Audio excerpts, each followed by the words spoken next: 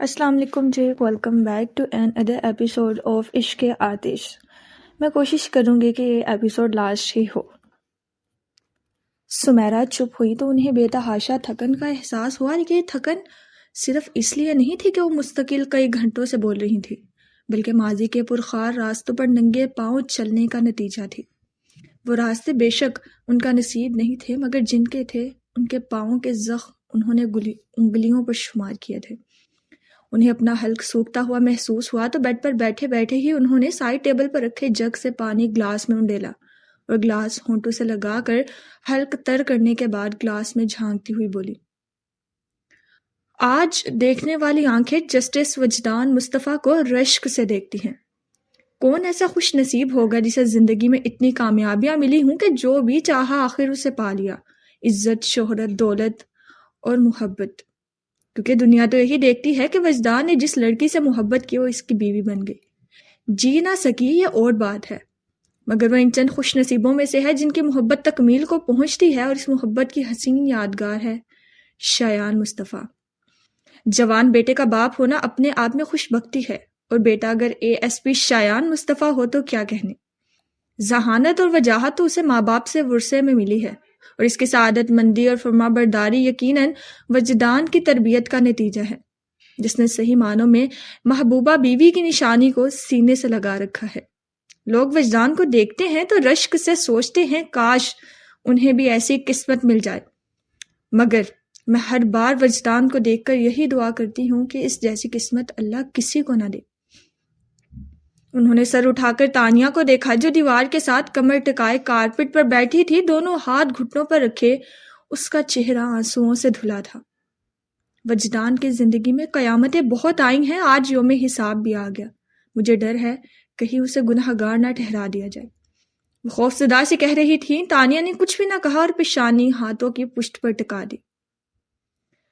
وجدان، بابا جان اور نور الہدا کے سامنے ہاتھ باندھے یوں کھڑے تھے جیسے احتساب کے کٹہرے ملائے گئے ہوں، اور اعتراف جرم کے بعد ان کے چہرے پر سزا کا انتظار تھا۔ مگر محتسب ان کی زندگی کا حساب کتاب جو کرنے لگے تو مخمصے میں پڑ گئے۔ ان کے چہروں پر فیصلے کی ہچکچاہٹ تھی۔ وجدان نے جھکی نظر اٹھا کر بابا جان کو دیکھا، مگر ان کے چہرے پر کچھ پڑھ نہ سکے۔ پھر باریک آواز میں بولے، میں اپنی خطا کی کوئی وضاحت نہیں دوں گا، نہ اپنی عمر کی رائے گانی دکھا کر آپ سے کوئی رعایت مانگوں گا، مجھے سزا دیجیے بابا جان۔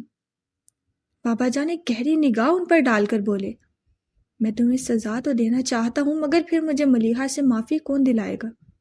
میری بیٹی میں انصاف کی خوبی، وہ تمہارے معاملے میں ہمیشہ جامدار رہے گی۔ وہ ایسے بولے جیسے ملیحہ کی اس کمزوری پر افسوس کر رہے ہوں۔ ان کی طرف سے نا امید ہو کر وجدان نور الہدا کی طرف مڑے۔ آپ ہی سزا دیجیے ہادی بھائی، آپ کا تو حق بھی بنتا ہے، ملیحہ منگیتر تھی آپ کی، زندگی نے بیوی بننے کی مہلت نہیں دی، مگر وہ آپ کے لیے دلہن تو بنی تھی نا۔ نور الہدا گمبھیر لہجے میں بولے، مجھ سے سزا نہ مانگو وجدان، میں اس معاملے میں بے بس ہوں۔ میں نے ملیحہ سے زیادہ محبت کسی سے نہیں کی، مگر میں یہ بات کبھی نہیں بھول سکتا۔ ملیحہ نے سب سے زیادہ تمہیں چاہا تھا، تمہاری خطا تو وہ سنتے ہی معاف کر دے گی، مگر تمہیں سزا دینے والے کو معافی نہیں ملے گی۔ پھر وجدان نے بولے تو ان کی آواز پہلے سے بھی بھاری ہو گئی، ملیحہ وہ پہلی اور آخری لڑکی تھی جنہیں دیکھ کر جن کے ساتھ زندگی جینے کا خیال آیا تھا، مگر میں یہ بات کبھی نہیں بھول سکتا کہ انہوں نے جسے ہم سفر بنانے کا فیصلہ کیا وہ آپ تھے۔ آپ بے خوف ہو کر سزا سنائیے، کیونکہ جس دن معافی نامے جاری ہونے لگے وہ مجھ سے پہلے آپ کو معاف کر دیں گے۔ نور الہدا نے نظر جھکا لی، پھر اٹھ کر ان کے پاس آ گئے۔ ضد کر رہے ہو تو سزا دے ہی دیتا ہوں، اور سزا یہ ہے کہ تم اپنے ٹوٹے خواب کی کرچیاں عمر بھر اپنے زخمی ہاتھوں میں سمیٹتے رہو۔ ہادی بھائی، وجدان نے حیرت میں گھر کر پکارا تھا تو نور الہدا نے ان کے دونوں ہاتھ اپنے ہاتھوں میں لے کر عاجزی سے کہا، آج تک تم ہر کسی سے درخواست کرتے آئے ہو، یہ بات اپنی زبان پر نہ لائیں کہ شایان تمہارا بیٹا نہیں۔ آج میں تم سے درخواست کرتا ہوں کہ کبھی یہ بات اپنی زبان پر نہ لانا کہ شایان ملیحہ کا بیٹا نہیں۔ نور الہدا، بابا جان نے ان کی بات سنی تو بل کھا کر رہ گئے۔ یہ فیصلہ تم نہیں کر سکتے۔ پلیز بابا جان، تانیہ نے کہا نہیں، مگر کل جب وہ کہہ رہی تھی کہ شایان کو بھول جائے گی، میں اسی وقت سمجھ گیا وہ شایان کو کبھی بھول نہیں سکتی۔ میرا ظرف اتنا بڑا نہیں، مگر میں تانیہ کی خوشی کی خاطر اس کا ہاتھ ایک بے نشان شخص کے ہاتھ میں دے دوں گا، مگر یہ شخص دنیا کو سنا کر میں اپنی بیٹی کا تماشا نہیں بنا سکتا۔ نور الہدا تم، وہ ناگواری سے کچھ بولنے لگے تھے کہ نور الہدا نے انہیں بیچ میں ہی ٹوک دیا۔ آپ کی بیٹی مر چکی ہے بابا جان، میری بیٹی کو نہ مارے۔ بابا جان چپ سے ہو گئے، پھر اٹھے اور کمرے سے نکل گئے۔ وجدان نے انہیں جاتا دیکھا تو دل گرفتہ سے ہو گئے۔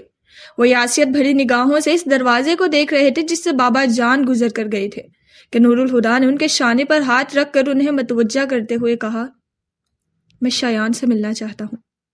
وجدان پلٹ کر انہیں دیکھنے لگا تو انہوں نے مزید کہا، کل اسے اپنے ساتھ لے آنا۔ وجدان گم سم سے ہو گئے تو نور الہدا نے کہا، کیا ہوا وجدان؟ وہ بولے، آج جب میں نے قصر فاروقی میں قدم رکھا تھا تو لگا میں مقتل میں آ گیا ہوں اور زندگی کچھ پلوں کی مہمان ہے۔ یہ تو سوچا بھی نہیں تھا مقتل مجھے زندگی بخش دے گا۔ تھینک یو ہادی بھائی۔ نور الہدا خفیف سا مسکرا کر بولے، اسی قصر فاروقی نے ایک بار تمہاری زندگی چھینی بھی تو تھی، آج اگر بخش دی تو شکریہ کس بات کا؟ یہ تمہارا ہم پر قرض تھا جو آج اتر گیا، مگر 27 سالوں سے اس قرض پر جو سود چڑھتا رہا وہ ابھی باقی ہے۔ وہ سود مجھے معاف کر دو، مجھ میں اسے چکانے کی سخت نہیں ہے۔ ان کی آواز میں ندامت اور ملال کی آمیزش تھی جس نے وجدان کو مضطرب کر دیا۔ آپ ایسی باتیں کیوں کرتے ہیں ہادی بھائی؟ آپ تو شروع سے ہی لا علم تھے۔ اس لا علم کی تو سزا کاٹ رہا ہوں۔ 27 سالوں سے ایک پھانس دل میں چبھ رہی ہے۔ کرب سے ہونٹ کاٹتے انہوں نے سختی سے آنکھیں میچ کر پلکوں پر آئی نمی کو اندر اتارا اور کہا، کاش میں ہمیشہ لا علم رہتا۔ ان کی اذیت کو محسوس کر کے وجدان نے سر جھکا لیا، پھر نظروں کا زاویہ بدل کر دروازے کی طرف دیکھنے لگے۔ تانیہ نے لاؤنج پہ قدم رکھا تو سامنے عزیر اور عمیر سر جوڑے بیٹھے تھے اور آہٹ پر سر اٹھا کر دروازے کی طرف دیکھنے لگے۔ کیا خسر پھسر کر رہے تھے؟ تانیہ نے ارد گرد نگاہ گھماتے محتاط انداز میں کہا۔ انکل چلے گئے؟ ہاں، عزیر نے کہا، پھر جوش میں کہنے لگا، آپ کو پتا ہے آپ بھی وہ انکل کون تھے؟ تانیہ نے ٹھٹک کر پوچھا، کون تھے؟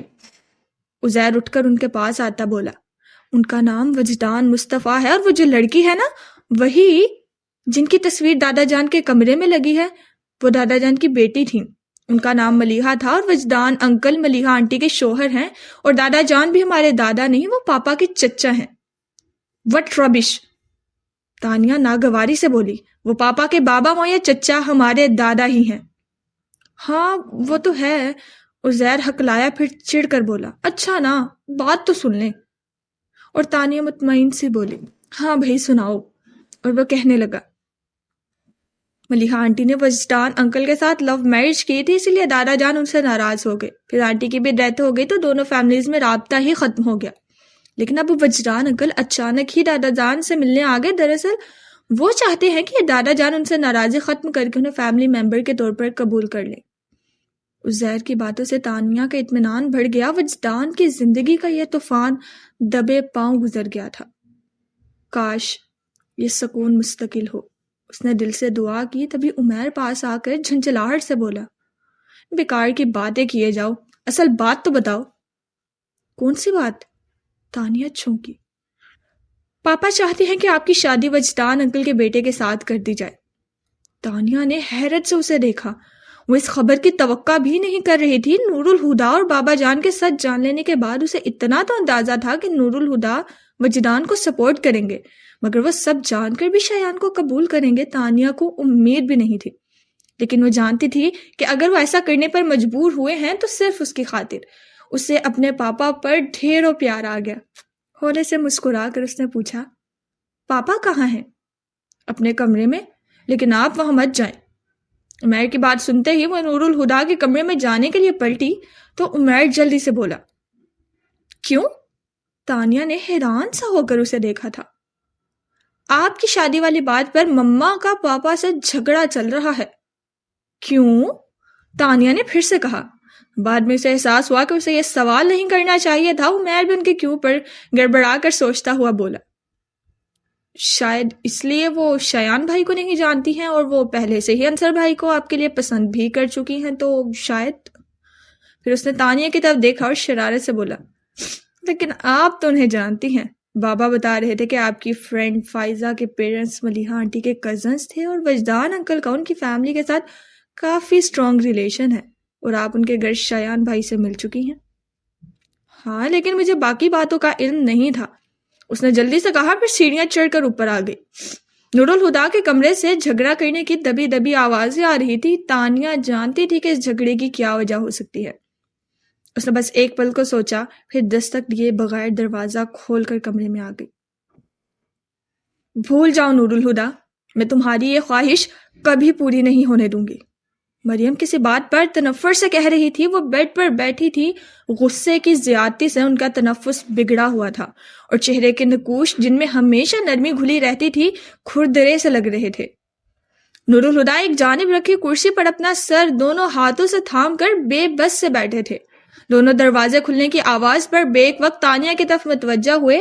اسے دیکھتے ہی نور الہدا تیزی سے کھڑے ہوتے ہوئے بولے, تانیہ تم یہاں سے جاؤ. سوری پاپا, مگر میں نہیں جاؤں گی, وہ دھیمی آواز میں کہہ کر مریم سے بولی. مما میں جانتی ہوں آپ پاپا سے کیوں جھگڑا کر رہی ہیں, پلیز آپ پاپا کو ہرٹ مت کریں. تم کچھ نہیں جانتی, وہ قطعیت سے بولی. تمہیں پتا ہے تمہارے پاپا شایان مصطفیٰ کے ساتھ تمہاری شادی کرنا چاہتے ہیں, مگر میں ہرگز یہ نہیں ہونے دوں گی. ان کا لہجہ اتنا اٹل تھا کہ تانیہ گھبرا اٹھی اور نور الہدا کی موجودگی کو نظر انداز کرتے ہوئے بولی, پلیز مما, پاپا نے اگر فیصلہ کیا ہے تو سوچ سمجھ کر کیا ہوگا. مگر مریم تو ذرا متاثر نہیں ہوئی. شایان ملیحہ فاروقی کا بیٹا ہے جس کے نام پر نور الہدا کے سوچنے سمجھنے کی صلاحیتیں ختم ہو جاتی ہیں. یہ فیصلہ کیا سوچ سمجھ کر کرے گا. چپ ہو جاؤ مریم. تانیہ کی موجودگی میں نور الہدا خجل سے ہو گئے تو مریم نے چمک کر کہا, واہ, ابھی سے چپ ہونے کو کہہ رہے ہو. ابھی تو میں نے تانیہ کو یہ بتایا ہی نہیں کہ اس کا باپ شایان کی ماں سے ہمیشہ محبت کرتا رہا ہے اور آج بھی کرتا ہے. فار گاڈ سیک مریم, بیٹی کے سامنے تو زبان کو قابو میں رکھو.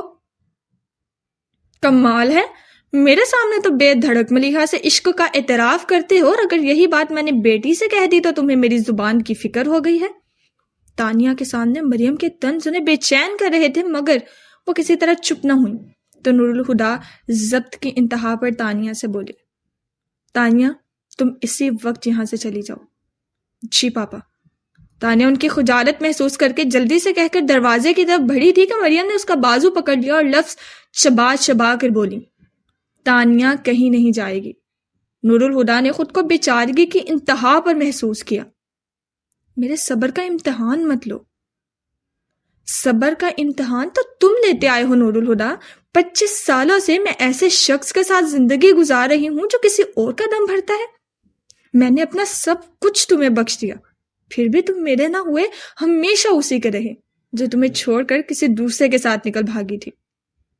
شرم آنی چاہیے تمہیں اس طرح کی بات کرتے ہوئے, نور الہدا نے بھڑک کر کہا. جواباً وہ سرد لہجے میں بولی, کسی دوسرے کی بیوی کسی کے بچے کی ماں سے عشق کرتے ہو, تمہیں شرم نہیں آتی. نور الہدا نے کوفت سے انہیں دیکھا, پھر تانیہ سے تیز لہجے میں بولی, میں تمہیں جانے کو کہہ رہا ہوں تو جاتی کیوں نہیں ہو. اس کا بازو ابھی بھی مریم کے ہاتھ میں تھا. انہوں نے نور الہدا کی بات سن کر جنونی گرفت اتنی سخت کر لی کہ ان کا ناخن تانیہ کی نرم کھال میں گھس گئے اور چلا کر بولی, یہ یہاں سے نہیں جائے گی. مما پلیز میرا بازو چھوڑ دے. تانیہ درد سے بلبلائے تو اس کے بازو کو جھٹکا دے کر سختی سے بولی, کہہ دیا نا تم یہاں سے نہیں جاؤ گی. پھر وہ گردن موڑ کر نور الہدا کو دیکھنے لگی اور کہا, آج مجھے تم پر ترس آ رہا ہے نور الہدا. مجھے یاد ہے سرکل کی کوئی ایک لڑکی ایسی نہیں تھی جو تم سے شادی نہ کرنا چاہتی ہو, مگر جس سے تم شادی کرنا چاہتے تھے وہ تمہیں چھوڑ کر کسی اور کی بیوی بن گئی. سو سیڈ.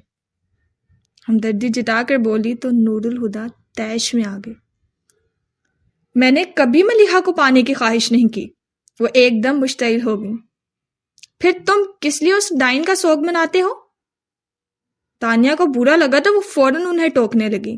مما اتنا تو خیال کر لیں کہ وہ مر چکی ہیں، وہ تیز لہجے میں بولی۔ اسے مرا ہوا مت کہو تانیہ، وہ مرتی ہی تو نہیں، اگر مر گئی ہوتی تو آج نور الہدیٰ میرا ہوتا، مگر اسے زندہ رہنے کا ایسا لالچ ہے کہ مر کر بھی نہیں مری۔ اس کا وجود اس دنیا سے اٹھ گیا، پھر بھی وہ دنیا چھوڑنے کو تیار نہیں۔ وہ لڑکی نہیں، آسیب ہے جس نے ہر ایک کو اپنے دام میں گرفتار کر رکھا ہے۔ ایک باپ بیٹا میرے گھر میں اسی کے عاشق ہے، ایک باپ بیٹا اس کے گھر میں اس کے نام کی تسبیح پڑھتے ہیں، اور جانے کون کون ہے جسے اس نے اپنے سحر میں جکڑ رکھا ہوگا۔ پھر وہ اچانک نور الہدیٰ سے بولی، اس میں ایسا کیا تھا نور الہدیٰ جو ہر کوئی اس کی محبت میں مرا جا رہا ہے؟ اس میں کون سی کشش تھی جو کم نہیں ہوتی؟ کیوں میری محبت اس کی موت کے سامنے بے بس ہے؟ پھر خود ہی سر جھٹک کر کہا، جنتر منتر پھونکے ہوں گے اس چڑیل نے، ورنہ کون اس گری ہوئی لڑکی کو یاد کرتا جو ایک طرف کزن کو الو بناتی رہی، دوسری طرف وجدان کو پھانس کر بیار رچا لیا۔ وہ ایسی نہیں تھی جیسے آپ بول رہی ہیں، اگر ہوتی تو کوئی انہیں یاد نہ کرتا۔ ہاں، وہ نہیں مری، کیونکہ جو دلوں میں جینے کا ہنر سیکھ لے اسے موت نہیں مارتی۔ مریم نے یوں تانیہ کو دیکھا جیسے یقین نہ آیا ہو یہ سب اسی نے کہا ہے۔ یہ سب اسی نے کہا ہے نا؟ پھر تن سے مسکراتے نور الہدیٰ سے بولی، مبارک ہو نور الہدیٰ، ملیحہ کے عاشقوں کی فہرست میں نئے نام کا اضافہ ہوا۔ پھر وہ تانیہ کا بازو جھٹک کر پیچھے ہٹے خونخوار لہجے میں بولی، تم دونوں اس سے جتنی بھی محبت کر لو، میری نفرت سے جیت نہیں سکتے، اور کان کھول کر سن لو، میں کسی قیمت پر ملیحہ کے بیٹے کو اپنی بیٹی کی زندگی میں برداشت نہیں کروں گی۔ نور الہدیٰ نے سپاٹ نظروں سے ان کی طرف دیکھا اور کاٹ دار آواز میں بولے، تم بھی ایک بات سمجھ لو، میں تم جیسی کمزف عورت کے لیے اپنی بیٹی کی زندگی داؤ پر نہیں لگاؤں گا۔ میں نے تم سے بہت محبت کی ہے مریم، اتنی کہ خود بھی ڈر گیا کہ ملیحہ کو نہ بھول جاؤں، مگر وہ تم تھی جس نے کبھی مجھے ملیحہ کو بھولنے نہیں دیا۔ اس کی تصویر ہمیشہ میرے ذہن میں تازہ رکھی، لیکن تمہارے اس احسان کے باوجود آج مجھے یقین ہو گیا ہے کہ تم سے شادی کرنا میری زندگی کی سب سے بڑی غلطی تھی۔ وہ اجنبیت سے بول کر لمبے لمبے ڈھگ بھرتے کمرے سے چلے گئے۔ آسمان پر اتنا اندھیرا نہیں تھا جتنا مریم کی آنکھوں کے سامنے چھا گیا تھا۔ کسی عورت کے لیے اس سے بڑا تماچا اور کیا ہوگا کہ اس سے کہا جائے کہ اس کے ساتھ 25 سال کی رفاقت غلطی تھی۔ وہ گرنے کو تھی کہ تانیہ نے بڑھ کر انہیں تھام لیا، پھر سہارا دیتی انہیں بیڈ تک لے آئے اور انہیں آرام سے بٹھا کر ان کی کمر کے پیچھے تکیہ لگا دیا۔ وہ سراسیمہ سے تانیہ کو ہاتھ تھام کر بولی، تم نے سنا نور الہدیٰ نے کیا کہا؟ آج اسے مجھ سے شادی کرنا غلط لگ رہا ہے، یہ شخص مجھے اور کتنی تکلیف دے گا۔ آپ بھی تو مما ایسی بات کے لیے پاپا سے الجھتی ہیں جو ان کے اختیار میں نہیں۔ میرا بھی تو خود پر اختیار نہیں، جتنی شدت سے میں نے نور الہدیٰ کو چاہا، اگر پتھر کو بھی پوچھتی تو خدا ہو جاتا، لیکن نور الہدیٰ میرا نہ ہوا۔ ایسا کیوں سوچتی ہے مما؟ آپ سے پہلے پاپا کی زندگی میں آئی تھی اور آپ سے پہلے ہی پاپا کی زندگی سے نکل گئی۔ اب اگر وہ ان کے دل میں ہے تو کیا ان کی زندگی میں تو آپ کے سوا کوئی نہیں؟ پھر پاپا نے کب آپ سے کچھ چھپایا؟ یہی تو تم نہیں سمجھتی، اس کی زندگی میں کوئی اور ہوتی تو میں گوارا کر لیتی، مگر اس کے دل میں کوئی اور ہے، یہ مجھ سے برداشت نہیں ہوتا۔ ابھی بھی جا کر دیکھ لو، آج کے جھگڑے کا فائدہ اٹھا کر وہ ملیحہ کے کمرے میں گیا ہوگا، جانتا ہے نا جب تک وہ نہیں منائے گا میں اس کے پاس نہیں جاؤں گی۔ سوچا ہوگا کیوں نہ اس سنہری موقع کا فائدہ اٹھا کر محبت کے مقبرے کی زیارت کر لی جائے، اور یہ وہ پہلی بار نہیں کرے گا، شادی کے شروع کے دنوں میں بھی وہ اکثر وہاں جایا کرتا تھا۔ میں نے تو روکا تو چھپ کر میری غیر موجودگی میں جانے لگا۔ میں نہیں چاہتی کہ دوبارہ ہمارا آمنا سامنا ملیحہ کے کمرے میں ہو، اس لیے میں نے گھر سے باہر مصروفیات ڈھونڈ لی تاکہ نور الہدیٰ کو موقع ملتا رہے اور میں لا تعلق رہ سکوں۔ خود کبھی دوبارہ ملیحہ کے کمرے کی طرف نہیں گئی اور تم لوگوں کو بھی روک کر رکھا، مگر نور الہدیٰ کی غلط فہمی ہے کہ مجھے پتہ نہیں چلتا، میں تو اس کی آنکھیں دیکھ کر پہچان جاتی ہوں کہ آج وہ محبت کے مقبرے پر یادوں کی چادر چڑھا کر آیا ہے۔ بولتے بولتے وہ ایک دم چپ ہو گئی اور سر تکیے پر ڈال کر ہانپنے لگی جیسے لمبی دوری کا سفر پیدل کیا ہو۔ ان کی اداسی تانیہ کو بھی اداس کر رہی تھی، مگر اس کے پاس ان کی اداسی دور کرنے کا کوئی حل نہیں تھا، اس لیے انہیں سمجھانے لگی، حقیقت کتنی ہی تکلیف دہ ہو، اس کی خوبی یہی ہے کہ اسے بدلا نہیں جا سکتا، اور جس کو بدلا نہ جا سکے اس کے ساتھ سمجھوتا آنکھیں بند کر کے کر لینا چاہیے۔ مریم نے آنکھیں بند کر لیں۔ کہنا بہت آسان ہے مگر کرنا مشکل۔ کیا تم کبھی محبت میں سمجھوتا کر پاتی؟ کر چکی ہوں، اس نے دل میں کہا۔ جب محبت ترک کرنا بس میں نہیں ہو تو سمجھوتا تو کرنا پڑے گا۔ پھر ان کی بند آنکھوں کو دیکھتے ہوئے کہا، آپ کو تو پاپا سے محبت کا دعویٰ ہے، پھر آپ نے انہیں اکیلا کیسے چھوڑ دیا؟ مریم نے آنکھیں کھولی، پھر تکیے سے اٹھا کر اسے دیکھنے لگی جو کہہ رہی تھی، جسے چاہا جائے اس کی تکلیف دیکھی نہیں جاتی، پر آپ نے تو کبھی پاپا کی تکلیف کو محسوس بھی نہیں کیا۔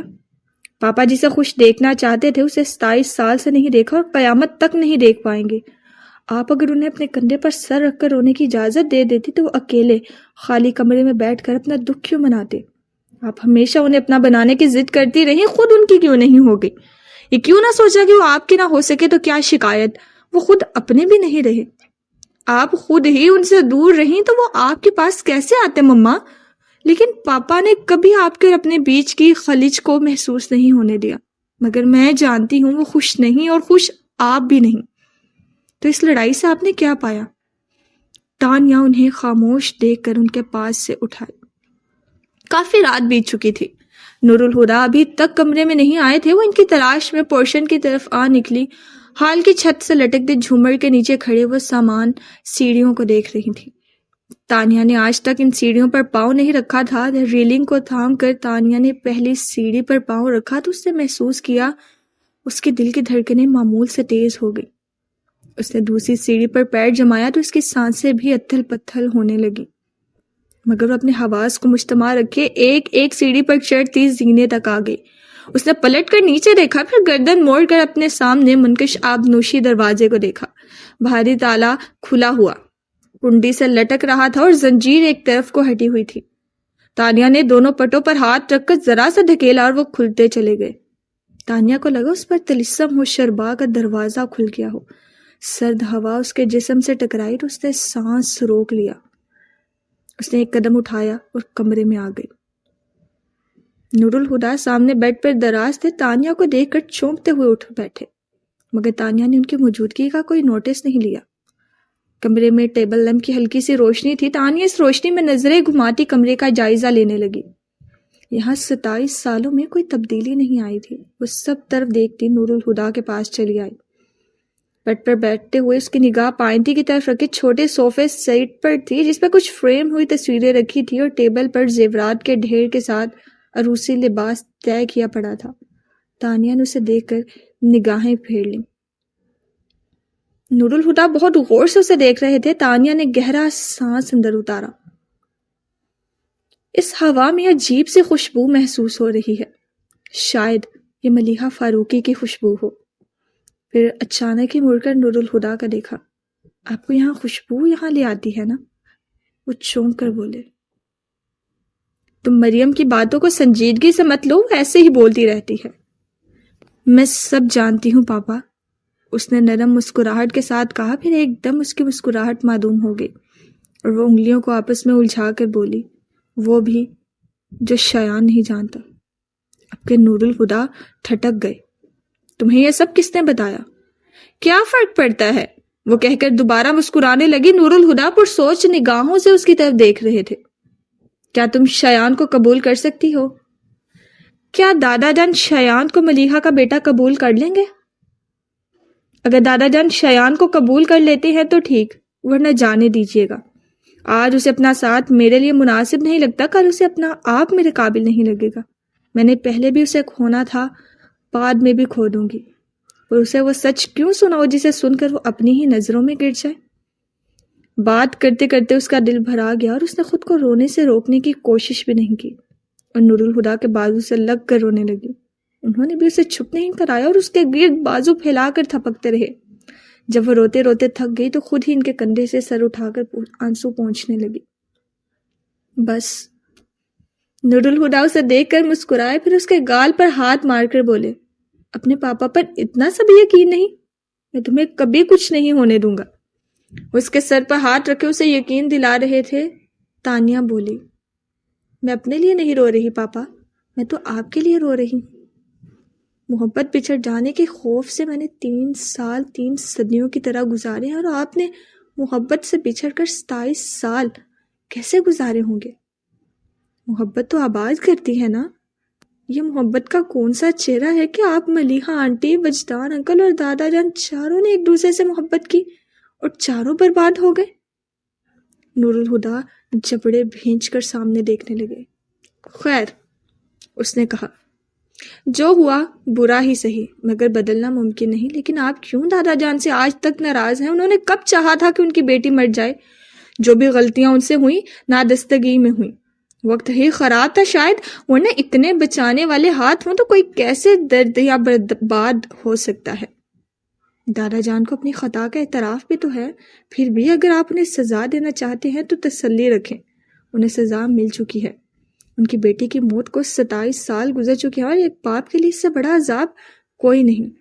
نور الہدا بے بسی سے بولے، مجھے ان کے ضیاع کا احساس ہے، مگر جب ملیحہ کا خسارہ یاد آتا ہے تو ان کی تکلیف بے معنی سی لگنے لگتی ہے۔ وہ فلسفیانہ انداز میں بولی، خسارے تو ایک سے ہی ہوتے ہیں، ان میں کمی بیشی ناپنے کا کوئی پیمانہ نہیں، دکھ کی کوئی مقدار نہیں ہوتی، بس احساس ہوتا ہے، اور انہیں ملیحہ کے دکھ کا احساس ہے، اسی لیے تو پچھتاتے ہیں۔ نور الہدا تلخی سے بولے، اب پچھتانے سے کیا، جب ملیحہ ہی نہیں رہی؟ دھیان رہے پاپا، کہیں ایسا نہ ہو کل جب آپ پچھتائیں تو دادا جان نہ رہے۔ اس کی بات نے انہیں جھنجھوڑ کر رکھ دیا۔ وہ خوف زدہ نگاہوں سے اسے دیکھنے لگے۔ ان کی عمر 77 ہو چکی ہے۔ بیٹے سے ملنے کی خواہش انہیں اور کتنے دن آپ کی ناراضی ختم ہونے کا انتظار کرنے دے گی؟ 1 سال، 2 سال، 4 سال؟ وقت تیزی سے گزر رہا ہے پاپا، کہیں دیر نہ ہو جائے۔ وہ ضرب لگا کر چلی گئی اور نور الہدا کے اندر بھونچال آ گیا۔ وہ رشتوں سے محبت کرنے والے شخص تھے، مگر بدقسمتی سے ہوش سنبھالنے سے پہلے ہی وہ کئی رشتوں کو کھو بیٹھے تھے۔ اپنے ماں باپ کو بھی جب ہوش سنبھالا تو انہوں نے بابا جان، امی اور ملیحہ کو ہی اپنی زندگی میں پایا اور انہیں اپنی زندگی کی اساس بنا لیا۔ مگر ان کی بدقسمتی ایک بار پھر ہاتھ دکھا گئی اور فریال کا انتقال ہو گیا۔ پھر 27 برس کی عمر میں غیر محسوس طور پر ہی ملیحہ کو دیکھ کر سحر زدہ رہ گئے۔ وہ عام تو پہلے بھی نہ تھی اور اب اور بھی خاص ہو گئی، مگر یہ خوشی بھی عارضی ثابت ہوئی۔ اب صرف تایا جان بچے تھے، وہ نور الہدا کے لیے کیا تھے؟ مگر یہ خوشی بھی عارضی ثابت ہوئی، اب صرف تایا جان بچے تھے، وہ نور الہدا کے لیے کیا تھے؟ سمجھانا مشکل نہیں تھا، لیکن ملیحہ کی موت کبھی نہ بھلایا جانے والا صدمہ تھی، جس نے ان کے اندر اس انتہائی رد عمل کو تحریک دی کہ وہ بابا جان کو مورد الزام ٹھہرا کر ان سے ہمیشہ کے لیے ناراض ہو گئے، مگر ان سے محبت کرنا نہ چھوڑ سکے، اور وہ محبت ہمیشہ ان کے اندر سر اٹھاتی رہی، مگر ملیحہ کو کھو دینے کا دکھ اس پر حاوی ہو جاتا۔ آج اچانک ہی تانیہ نے اپنی باتوں سے ملیحہ کے دکھ کو پس منظر میں دھکیل لیا تھا۔ اب وہ صرف بابا جان کے بارے میں سوچ رہے تھے۔ جب انہوں نے باپ کی شفقت کو کھو دیا تھا تو بابا جان نے ان کی زندگی کی اس کمی کو آگے بڑھ کر پورا کر دیا، لیکن جب ان کی بیٹی چل بسی تو نور الہدا ان کی تکلیف سے نظر چرا کر لا تعلق ہو گئی۔ آج جو سوچا تو نور الہدا کو ندامت ہونے لگی۔ انسان کو بہت سی چیزوں کا احساس وقت گزرنے کے بعد ہوتا ہے، کیونکہ ہمیشہ یہی لگتا ہے کہ کبھی بہت وقت باقی ہے، مگر کیا آپ نے ملیحہ کی موت سے سیکھا نہیں کہ وقت کی الٹی گنتی کبھی بھی شروع ہو سکتی ہے؟ جانے سے پہلے انہوں نے تانیہ کی کہی آخری بات کو یاد کیا، پھر اپنی عرق آلود پیشانی کو مسلتے ایک فیصلہ کر کے اٹھ کھڑے ہوئے۔ آج وجدان سے مل کر کرنل اظہر فاروقی کا زخم ہرا ہو گیا تھا۔ وہ ملیحہ کی ڈائری کو مقدس صحیفے کی طرح سینے سے لگائے راکنگ چیئر پر نیم دراز ملیحہ کی تصویر کو نگاہوں میں قید کیے ہوئے تھے، اور ان کا دل ملیحہ سے ہم کلام تھا۔ بابا کی جان، تمہیں کیا ہو گیا؟ میری ملیحہ ایسی تو نہ تھی کہ اس کے بابا جان اس سے معافی مانگتے اور وہ بے نیاز بنی رہتی۔ 27 سال ہو گئے ہیں بیٹا، معاف نہیں کرنا تو سزا ہی دے دو، مگر تم تو اپنے باپ کی طرف دیکھتے ہی نہیں۔ تم سے اچھا تو نور الہدا ہے، معاف وہ بھی نہیں کرتا، نہ سزا سناتا ہے، مگر اس نے بے رخی کا ہی صحیح کوئی رشتہ تو رکھا ہے، اور بیٹا اب تو دل پر بوجھ بہت بڑھ گیا ہے۔ آج وجدان آیا تھا، جاتے جاتے اس بوجھ کا وزن کئی من بڑھا گیا. کوئی ایسی سبیل ہو کہ یہ بوجھ میرے دل سے اتر جائے. انہوں نے یوں سانس بھرا جیسے واقعی سینے پر کوئی بوجھ دھرا ہو جسے اٹھانے کی اب طاقت نہیں رہی کہ کوئی دستک دیے بغیر ہی اندر آیا تھا. آتشدان کی زرد روشنی میں انہیں نیند تاریک ہیولا نظر آیا تھا، اور اس ہیولے میں نور الہدا کا سراپا دیکھ کر بابا جان کو اپنی آنکھوں پر یقین نہیں آیا. بھلا وہ ان کے کمرے میں کیوں آتے، وہ بھی اس وقت؟ سنہری فریم کی اینک اتار کر آنکھوں کی نمی صاف کرتے انہوں نے دوبارہ سر اٹھا کر دیکھا. وہ نور الہدا ہی تھے جو نیم تاریکی سے نکل کر روشنی میں آ گئے. پھر یوں ہی چلتے ہوئے وہ بابا جان کے سامنے دو زانوں بیٹھے اور ان کے دونوں ہاتھوں پر اپنے ہاتھ رکھ دیے. مجھے معاف کر دیجئے بابا جان، وہ جھکے سر کے ساتھ ندامت سے چور لہجے میں بولے. بابا جان نے حیرت سے کہا، کس بات کی معافی؟ اس بات کی معافی کہ میں آپ کا بیٹا نہیں بن سکا، اس بات کی معافی کہ آپ اپنی ساری زندگی میرے سکھ کی خواہش کرتے رہے اور میں نے اپنی آدھی عمر آپ کو دیکھ دینے میں گزار دی. اس بات کی معافی کہ یہ جانتے ہوئے کہ آپ کو قصوروار ٹھہرانے کا حق صرف ملیحہ اور وجدان کے پاس ہے، میں 27 سال تک آپ کو قصوروار ٹھہراتا رہا. رک رک کر بولتے ہوئے وہ بابا جان کو وہی پرانے نور الہدا لگ رہے تھے. انہوں نے آہستگی سے اپنے ہاتھ چھڑا دیے. نور الہدا نے سر اٹھا کے انہیں سہمی ہوئی نظروں سے دیکھا. بابا جان کی آنکھوں سے آنسو جاری تھے. انہوں نے اسی آہستگی سے نور الہدا کا چہرہ ہاتھوں میں بھرا اور جھک کر ان کے ماتھے پر ہونٹ رکھ دیے. 27 سالوں کی دوری اور ناراضی ایک پل میں ہی غائب ہو گئی تھی. بابا جان شفقت سے بھرپور آواز میں بولے، کون کہتا ہے تم میرے بیٹے نہیں بن سکے؟ تم میرے ہی بیٹے ہو، بس ذرا ناراض ہو. تو کیا بیٹا باپ سے ناراض ہو جائے تو بیٹا نہیں رہتا؟ اب وہ ان کے بال سلجھا رہے تھے. تم نے میرے ساتھ کوئی زیادتی نہیں کی، تمہارا غصہ، تمہاری ناراضی جائز ہے. ہاں مگر دل دکھتا ہے تو کیا؟ میں نے بھی تو بہت بار ملیحہ کا دل دکھایا ہے، شاید اسی طرح کفارہ ادا ہو جائے. نور الہدا بے تابی سے ان کے ہاتھ تھام کر بولے، کیوں اس کا دل دکھاتے تھے؟ جانتے تھے وہ کتنا اداس ہو جایا کرتی تھی. ایک بار مجھ سے بھی کہا تھا کہ آپ سے پوچھوں، کیوں آپ اس کی پرواہ نہیں کرتے؟ آپ آج مجھے ملیحہ کے سوال کا جواب دیجئے. آج اچانک ہی انہیں ملیحہ کا سوال یاد آیا تو پوچھ بیٹھے. بابا جان نے جو سنا کہ یہ ملیحہ کا سوال تھا انہیں دھک نے آ گھیرا. سسکتے ہوئے کہنے لگے، میں ڈرا ہوا انسان ہوں نور الہدا.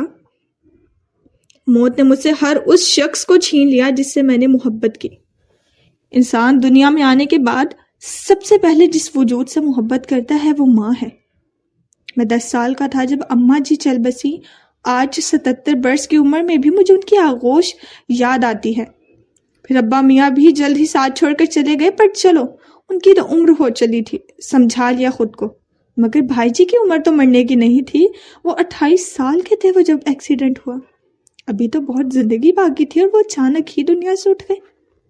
تمہاری ہر خوشی مناتے ہوئے میرے دل میں ان کی موت کا غم تازہ ہو جاتا ہے. انہوں نے تمہارے حوالے سے کتنے خواب دیکھے تھے. ایک ایک کر کے وہ سارے خواب پورے تو ہو گئے مگر ان کی آنکھیں نہ دیکھ سکی. بہت بڑا جھٹکا تھا نور الہدا، بہت بڑا. فریال مجھے نہ سنبھالتی تو میں کبھی اس جھٹکے سے نہ سنبھل پاتا. فریال آئیڈیل بیوی تھی، سمجھنے والی، ساتھ دینے والی، محبت کرنے والی. میں اس کے ساتھ اپنی پوری زندگی گزارنا چاہتا تھا مگر ملے صرف 18 سال. ایک عورت جس سے محبت ہو، پھر وہ بیوی بھی ہو اور بچے کی ماں بھی، اگر موت اسے الگ کر دے تو کیسا لگتا ہے جانتے ہو؟ وہ ہانپتے ہوئے پوچھ رہے تھے. نور الہدا نے کچھ بولے بغیر نظر جھکا لی اور بابا جان سر پیچھے ٹکا کر ملیحہ کی تصویر کو دیکھنے لگے تھے. ملیحہ، فریال کا دیا ہوا سب سے خوبصورت تحفہ. میں سب کو کھو چکا تھا لیکن ملیحہ کو کیسے کھو سکتا تھا؟ اس میں تو میری جان تھی. تم خود بھی باپ ہو نور الہدا. اولاد کیا ہوتی ہے جانتے ہو؟ اولاد سے ایک پل کی جدائی برداشت نہیں ہوتی. دائمی جدائی کا تو تصور کون کرے گا؟ مگر یہ خوف میرے ذہن میں بیٹھ گیا تھا. میں نے جس سے بھی محبت کی وہ جدا ہو گیا. مگر مجھ میں ملیحہ کی جدائی سہنے کی طاقت نہیں تھی۔ میں نے سوچ لیا میں اس سے محبت نہیں کروں گا، مگر دل بھاگ بھاگ کر اس کی طرف جاتا، لیکن میں اس کے چہرے پر نظر ڈالنے سے ڈرتا کہ کہیں اسے میری نظر نہ لگ جائے۔ مگر وہ خود ہی میرے پاس آ جاتی، میرے قدموں میں بیٹھ جاتی، پھر میرے گھٹنوں پر ہاتھ رکھ کر مجھے بابا جان کہہ کر پکارتی تو میرے اندر زندگی کی لہر دوڑ جاتی۔ خود پر چڑھایا خول چٹکنے لگتا، لیکن کہیں ٹوٹ نہ جائے اس ڈر سے میں ساتھ نہیں تھا۔ نور الہدا، ملیحہ بیٹی تھی، مجھے پیار آتا تھا اس پر، اس کی مسکراہٹ پر، لیکن نظر نہ لگ جائے اس خوف سے میں نے خود پر اس کی خوشیاں حرام کر لی۔ اس کا مسکراتا ہوا چہرہ چاہے نظر نہ آئے مگر وہ خوش ہے، اتنا ہی کافی تھا میرے لیے۔ اسے نظر لگ جانے کے ڈر نے آپ کو اتنا خوف زدہ کر دیا کہ خود اس کی خوشیوں سے دور رہتے رہتے اسے ہی خوشیوں سے دور کر دیا۔ اس حیرت انگیز انکشاف پر شوقڈ نور الہدا نے شکوہ کیا تو بابا جان نے کہا، ملیحہ بالکل اپنی ماں جیسی تھی، بس ایک فرق تھا، فریال شوخ تھی اور ملیحہ خاموش۔ اس کی خاموشی نے مجھے فیصلے سنانے کی عادت ڈالی تھی۔ ملیحہ نہیں جانتی تھی مگر تمہیں تو پتہ ہے کہ تم دونوں کی شادی کا فیصلہ میں بہت پہلے کر چکا تھا۔ پھر ملیحہ نے وجدان کا ذکر کیا تو مجھے غصہ آ گیا اور غصے میں نہ جانے کیا کچھ کہہ دیا، مگر اس کی اداس صورت دیکھی نہیں گئی اور زندگی میں پہلی بار میں نے فیصلہ بدلنے کا ارادہ کر لیا۔ اس دن میں شدت سے انتظار کر رہا تھا کہ ملیحہ کسی بھی وقت وجدان کو لے کر آ جائے گی، مگر وہ لوٹی تو تنہا۔ پھر جب اس نے چپ چاپ تمہارے ہاتھوں سے انگوٹھی پہن لی تو مجھے یقین ہو گیا کہ وجدان شادی کا ارادہ کر کے مکر گیا ہے۔ نور الہدا ان کی بات کاٹ کر بولے، آپ نے اس سے پوچھا کیوں نہیں؟ فرض کیوں کر لیا کہ وجدان نے انکار کر دیا ہوگا؟ میں اس کا بھرم نہیں توڑنا چاہتا تھا۔ وہ بول کر ہونٹ کاٹنے لگے، پھر سسک کر بولے، مجھ سے غلطی ہو گئی تھی نور الہدا، اور اس غلطی کی سزا بھی ملی، میری بیٹی مر گئی ہے۔ وہ اس طرح بول کر رو پڑے جیسے ملیحہ آج مری ہو۔ انہوں نے اپنا چہرہ دونوں ہاتھوں میں چھپا لیا تھا، نور الہدا کے گال بھی بھیگنے لگے تھے۔ انہوں نے تعصب کی نگاہ بابا جان پر ڈالی، پھر ان کے ہاتھوں کو چہرے سے ہٹاتے ہوئے بولے، ہم کب تک ایک ہی دکھ پر الگ الگ آنسو بہائیں گے بابا جان؟ کیوں نہ مل کر رویا کریں؟ بابا جان نے اچانک ہی اپنے ہاتھ ان کے آگے جوڑ دیے اور بھرائی آواز میں بولے، مجھے معاف کر دو نور الہدا۔ نور الہدا تیزی سے ان کے ہاتھ الگ کرتے ہوئے بولے، یہ کیا کر رہے ہیں بابا جان؟ میں کہہ چکا ہوں یہ حق مجھے نہیں ہے۔ تمہیں حق ہے نور الہدا، میں نے اس لڑکی کو مارا ہے جس سے تمہیں محبت تھی۔ میرے ہاتھوں تمہاری دل کی دنیا برباد ہوئی، میں تمہارا مجرم ہوں، مجھے اپنے جرم کا اعتراف ہے، اور جانتے ہو اعتراف کے بعد جزا و سزا کے عمل میں تاخیر بہت گراں گزرتی ہے۔ یہ سکوت ناقابل برداشت ہے نور الہدا، اسے توڑ دو۔ ٹھیک ہے۔ نور الہدا ان کے ہاتھوں کو اپنے ہاتھوں میں لیے بولے، اگر میرے کہہ دینے سے آپ کو سکون ملتا ہے تو کہہ دیتا ہوں۔ وہ رکے، پھر ان کی طرف دیکھتے ہوئے ٹھہر ٹھہر کر بولے، میں نے آپ کو معاف کیا۔ بابا جان کو لگا کسی نے ان کے سینے سے خنجر کھینچ نکالا، مگر زخم تو باقی تھا اور درد بھی۔ انہوں نے سر کرسی کی پشت سے ٹکاتے آنکھیں بند کر کے سکون کا سانس لیا۔ تم نے میرے دل کا بوجھ ہلکا کر دیا، ایک معافی اور مل جائے تو باقی کا بوجھ بھی اتر جائے گا، پھر بس تھکن باقی رہ جائے گی۔ کاش وہ وقت لوٹ آئے اور تمہاری جگہ ملیحہ میرے سامنے بیٹھی مجھ سے وجدان کا ساتھ مانگ رہی ہو، اس بار میں انکار نہیں کروں گا۔ نور الہدا نیچی آواز میں بولے، وقت لوٹ آیا ہے بابا جان، لیکن ملیحہ کی جگہ تانیہ نے لے لی ہے اور فیصلہ آج بھی آپ کے ہاتھ میں ہے، اس بار انکار مت کیجیے گا۔ نور الہدا کی آواز رند گئی تھی۔ بابا جان مضطرب ہوئے، اقرار بہت مشکل ہے، پلیز بابا جان، تاریخ خود کو دہرا رہی ہے، جو ہو چکا ہے اسے دوبارہ مت ہونے دیں، میری بیٹی کو کچھ نہ ہونے دیں۔ 27 سال پہلے ایک گھاؤ دل پر لگا تھا جو آج بھی رس رہا ہے، میرے دل پر دوسرا زخم نہ لگائیں، میری تانیہ خوش نہ رہی تو میں بھی خوش نہیں رہ پاؤں گا، پلیز بابا جان۔ تانیہ کی خاطر شایان کو قبول کر لیں، آپ کا سچ میری بیٹی کو مار دے گا، میری بیٹی کو اس کی زندگی بخش دے بابا جان۔ وہ عاجزی سے نم آواز میں منتیں کر رہے تھے اور بابا جان کے ماتھے پر سلوٹیں بڑھتی جا رہی تھی۔ تانیہ گہری نیند میں تھی کہ اچانک اس کے بھائیوں نے اس کے کمرے میں دھاوا بول دیا، آپ بھی اٹھیں، جلدی سے اٹھیں نا۔ وہ اس پر سے کمبل کھینچ کر اسے جھنجھوڑ رہے تھے۔ وہ بیچاری حواس باختہ سی کیا ہوا کرتی جلدی سے اٹھ بیٹھی۔ جلدی نیچے چلیں، آپ کو کچھ دکھانا ہے۔ کیا بدتمیزی ہے عمیر، میں رات کو 3 بجے سوئی ہوں اور تم دونوں صبح صبح میرے سر پر ڈھول پیٹنے آ گئے ہو۔ اوفو آپی، چلے تو کیوں ٹائم ویسٹ کر رہی ہیں؟ عزیر بولا، پھر اس کے نانا کرتے وہ دونوں زبردستی اسے بازو سے پکڑ کر بستر سے کھینچتے نیچے لے آئے۔ وہ دیکھیں، لان میں لے جا کر انہوں نے ایک طرف اشارہ کیا۔ تانیہ نے جھنجھلا کر اس طرف دیکھا اور اس کا منہ کھلا کا کھلا رہ گیا۔ نور الہدیٰ اور بابا جان چیئر پر بیٹھے ایک دوسرے سے ہنس ہنس کر باتیں کر رہے تھے۔ ایسا کوئی منظر ان تینوں نے پہلے کبھی نہیں دیکھا تھا۔ اسے خوشگوار حیرت ہوئی اور مسکراتے ہوئے فریش ہونے کے لیے باتھ روم میں گھس گئی۔ اس کے دل کی عجیب سی حالت ہو رہی تھی۔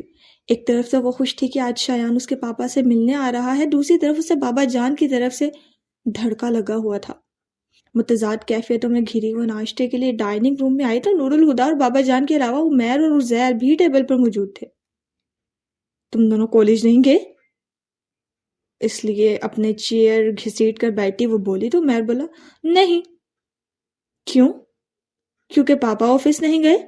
سلائس پر جیم لگاتے وہ اس جواب پر حیرت سے بولی، پاپا تو اس لیے آفس نہیں گئے کیونکہ کوئی آج ان سے ملنے آ رہا ہے۔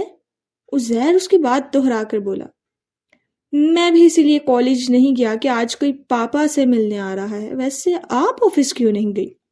عزیر نے معنی خیزی سے کہہ کر آنکھیں نچائی تو چڑ کر بولی، میری مرضی۔ پھر سلائس دانتوں سے کتر کر بولی، مما نظر نہیں آ رہی؟ وہ کمرے سے ہی نہیں نکلی، لگتا ہے ابھی تک ان کا موڈ خراب ہے۔ عمیر کے سنجیدگی سے بتانے پر تانیہ چپ سی رہ گئی اور ایک نگاہ نور الہدیٰ کے خاموش چہرے پر ڈال کر کپ ہونٹوں سے لگا لیا۔ ابھی وہ سب ناشتہ کر ہی رہے تھے کہ مریم غیر متوقع طور پر ڈائننگ روم کے دروازے سے اندر آتی آئیں۔ وہ چلتی ہوئی آئی اور نور الہدیٰ کے سامنے جا کھڑی ہوئی۔ وہ سر اٹھا کر انہیں دیکھنے لگی۔ انہوں نے کہا، مجھے ملیحہ کے کمرے کی چابی چاہیے۔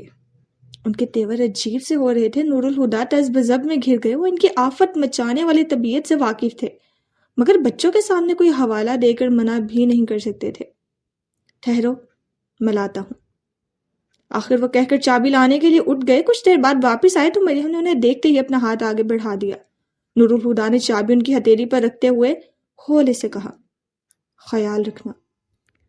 مریم مٹھی بند کر کے عجیب سے انداز میں مسکرائی۔ نور الہدیٰ ان کی مسکراہٹ کا مطلب اخذ نہ کر سکے اور وہ جھٹکے سے ہال کی طرف جانے والے دروازے کی طرف بڑھ گئی۔ سب ناشتے سے ہاتھ روک کر بیٹھے تھے۔ عمیر اور عزیر تو ٹھیک سے صورتحال کو سمجھے ہی نہیں تھے، مگر بابا جان کے چہرے پر تشویش تھی۔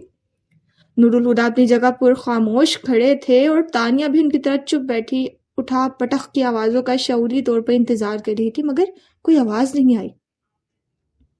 نور الہدیٰ اپنے اندر کے اضطراب کو دبا نہ پائے اور لمبے لمبے قدم اٹھاتے دروازے تک آئے تو ہال سے اندر آتی مریم سامنے آ گئی۔ دونوں ایک دوسرے کو دیکھ کر رک گئے۔ مریم ہاتھوں میں کچھ فوٹو فریم اٹھائے ہوئے تھی۔ انہیں ایک ہاتھ سے سنبھالتے ہوئے انہوں نے دوسرے ہاتھ میں پکڑی چابی نور الہدیٰ کی طرف بڑھائی۔ تمہاری امانت۔ نور الہدیٰ نے کچھ کہے بغیر چابی ان کے ہاتھ سے لے لی تو بولی، جا کر تسلی کر لو۔ پھر بہادر کو آواز دے کر اپنے ساتھ آنے کا کہتی لاؤنج کی طرف بڑھ گئی۔ نور الہدیٰ کچھ دیر اپنی جگہ ساکت کھڑے رہے، پھر چابی پاکٹ میں ڈال کر لاؤنج میں چلے آئے۔ بہادر ان کی ہدایت پر دیوار پر سے کئی فریم اتار چکا تھا۔ پھر مریم نے ملیحہ کی تصویروں والی فریم ان کی جگہ لگوا دیے۔ ان تصویروں کو کہاں لگانا ہے بیگم صاحب؟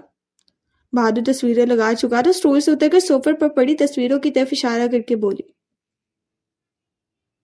ابھی تو انہیں رکھ دو، تھوڑی دیر میں ملیحہ کا شوہر اور بیٹا آنے والے ہیں، ان کے جانے کے بعد بتاؤں گی کہ ان تصویروں کو کہاں لگانا ہے۔ جی بیگم صاحب۔ وہ نور الہدا کو کنکھیوں سے دیکھتا ہوا بولا اور رفو چکر ہو گیا۔ نور الہدا چلتے ہوئے مریم کے پاس آ گئے، اپنے پشت پر ان کا رکنا محسوس کر کے وہ پلٹی۔ نور الہدا سامنے لگی تصویروں کو دیکھ رہے تھے، بولے، یہ سب کیا ہے؟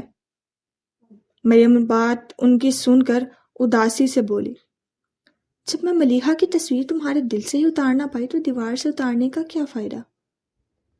نور الہدا نے انہیں دیکھا، پھر ان کے کندھے پر ہاتھ رکھ کر نرمی سے پکارا، مریم۔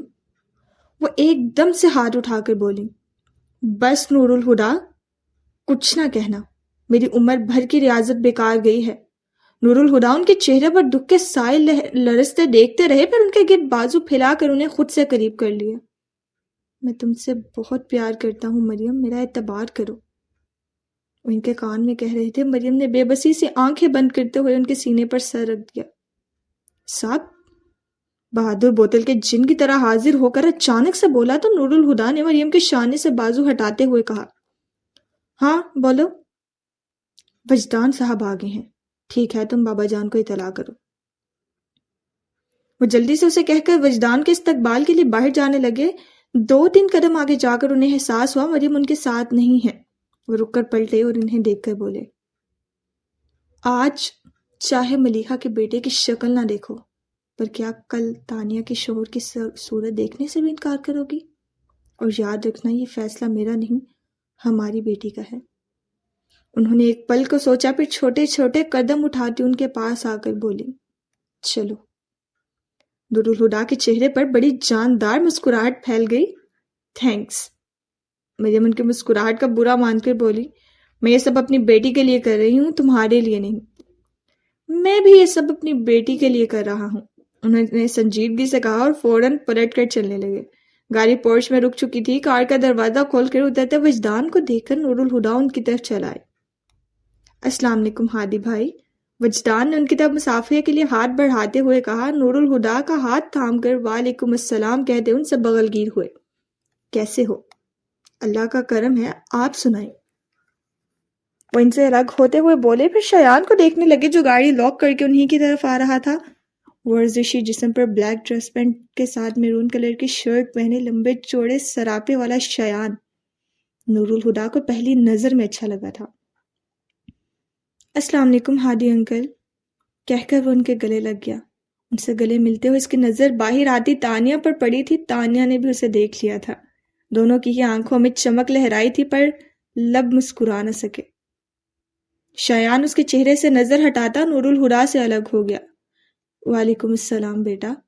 نور الہدا اسے توصیفی نگاہوں سے دیکھ رہے تھے، پھر مریم کی طرف اشارہ کرتے ہوئے وجدان سے بولے، ان سے ملو وجدان، یہ مریم ہے، میری بیوی۔ کیسی ہیں بھابھی؟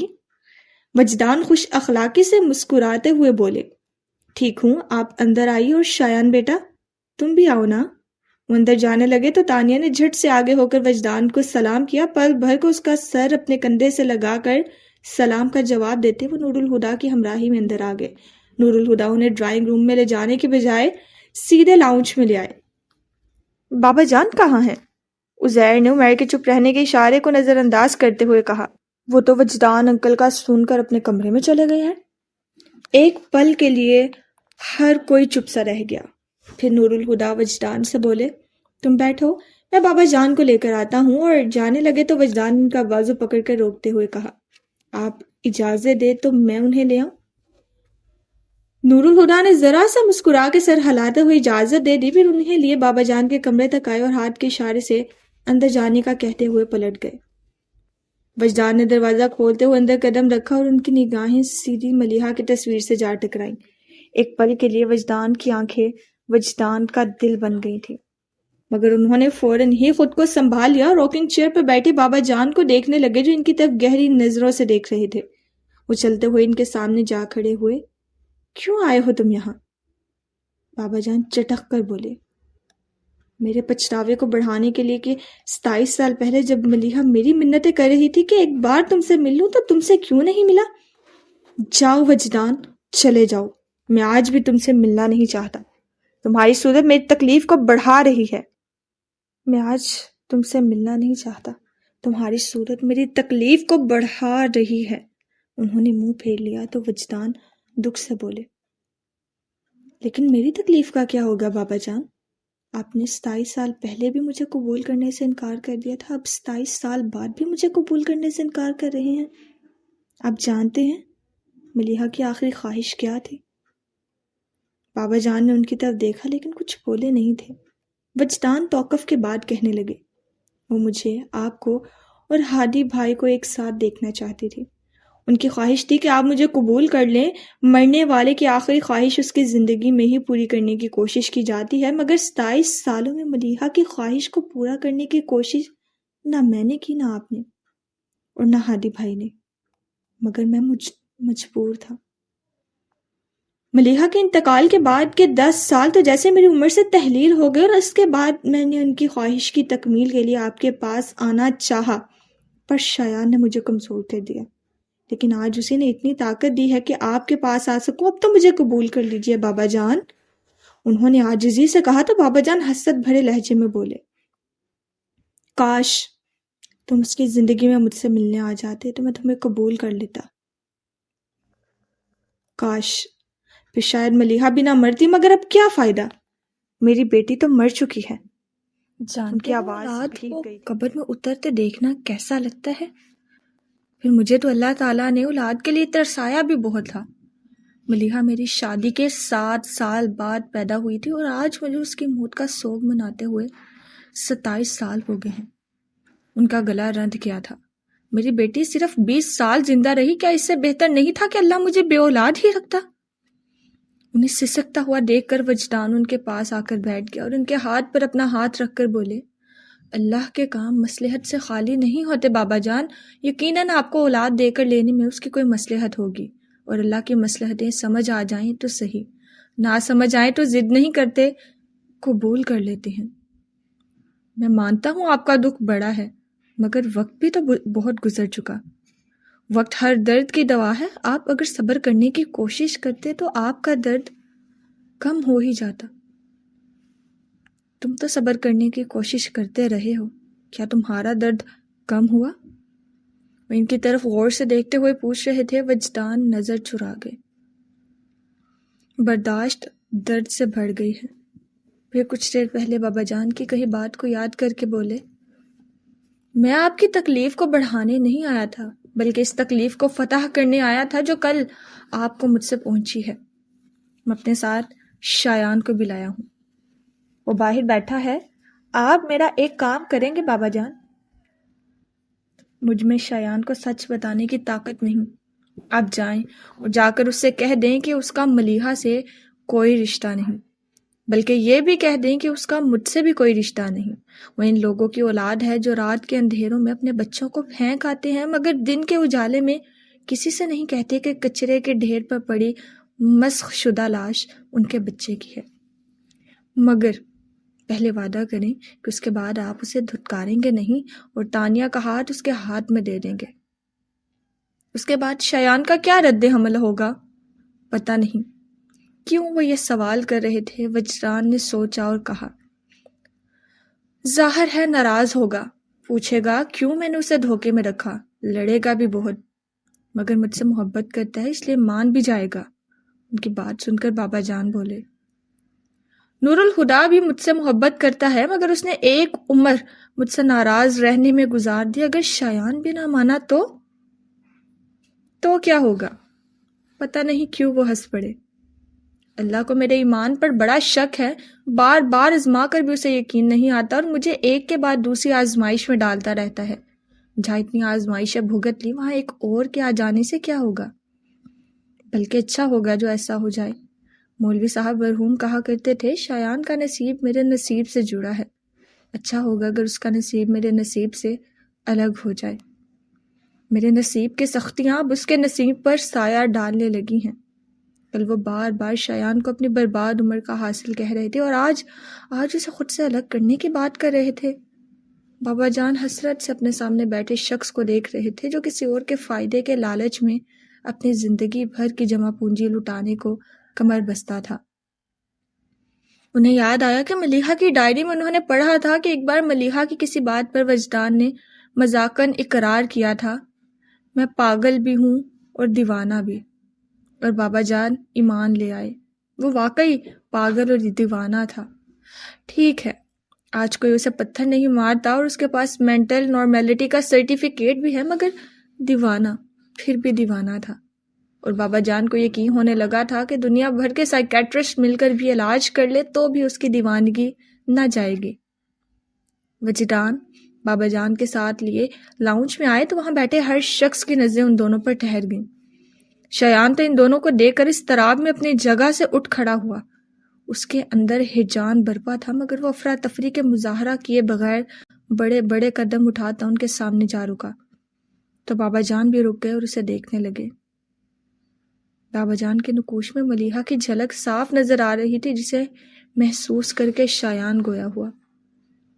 سر، میری ماں نہیں ہے، مگر دل تو ہے، جو چاہتا ہے کہ میری ماں زندہ ہوتی، جو مجھے انگلی پکڑ کر چلنا سکھاتی، مجھے اپنے ہاتھوں سے کھلاتی پلاتی، اور پھر جب میں تھک جاتا تو مجھے گود میں لے کر لوری سناتی، جسے سنتے سنتے میں ان کی گود میں سو جاتا، مگر میں ایک پل کے لیے بھی اپنی ماں کی آغوش کو محسوس نہیں کر سکا۔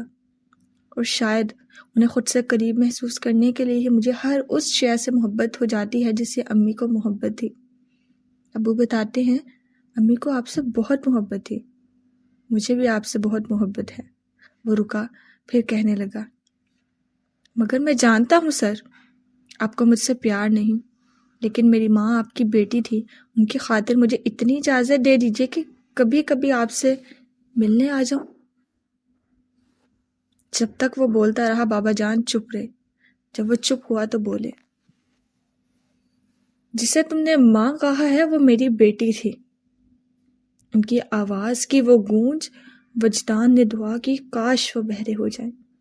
بھلا وہ ان لفظوں کو کیسے سن پائیں گے جو شایان کی زندگی میں اندھیرا کرنے والے ہیں؟ وہ چشم تصور سے شایان کے تاریک ہوتے چہرے کو دیکھ رہے تھے۔